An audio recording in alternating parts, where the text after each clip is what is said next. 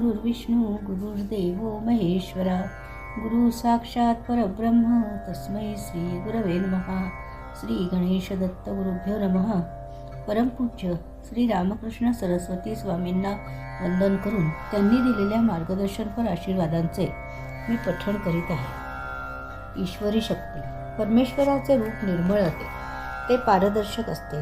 देवाचे निर्मळ रूप पाहायचे असेल तर त्याचे निव्वळ तेजच पाहायला पाहिजे.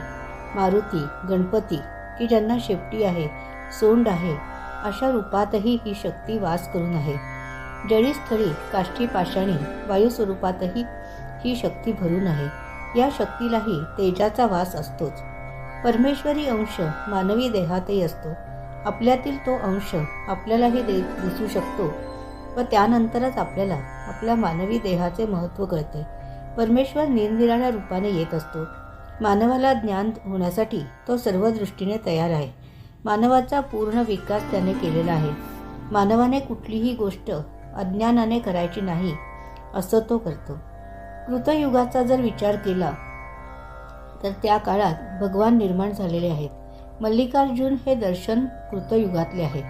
श्रीशैल्य या ठिकाणी प्रत्यक्षात शिवाने वास केलेला आहे. शिवाच्या इच्छेतूनच बाकीचे अवतार झालेले आहेत. मुख्य देवता शिव ही आहे. शिवाच्याच रूपाने विष्णू आले, शिवाच्याच रूपाने ब्रह्मदेव आले, शिवाच्याच रूपाने नाना प्रकारचे अवतार आले.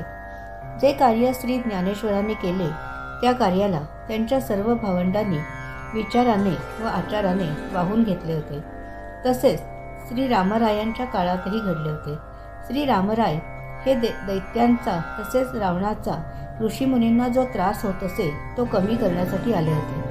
तेव्हा त्यांना सहाय्य करण्यासाठी लक्ष्मण, मारुती, भरत, शत्रुघ्न, सुग्रीव ही मंडळी निर्माण झाली होती. त्याच शक्तीने या सर्वांची रूपे घेऊन मुख्य श्री रामरायांना कार्य पूर्ण करण्यासाठी सहाय्य केले. एकाच वेळी या शक्तीने अनेक रूपे धारण केल्याने त्यांच्या जीविताचे कार्य हे फार कमी काळात व फार प्रभावीरित्या पूर्ण झाले. विश्वव्यापकता हा गुण या ईश्वरी शक्तीचा असतो. तिला तुम्ही ओळखू शकणार नाही, परंतु तिचा प्रभाव मात्र सर्वांना दिसून येतो.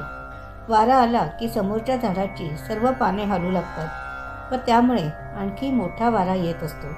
या शक्तीचे वैशिष्ट्य हेच आहे की सर्व पाने एकाच वेळी हलू लागतात. ही शक्ती जेव्हा जागृत होते तेव्हाच माणूस जगण्यास पात्र होऊ शकतो. तिचे सतत चिंतन केले तरच ही शक्ती जागृत होऊन अनुभव देत असते.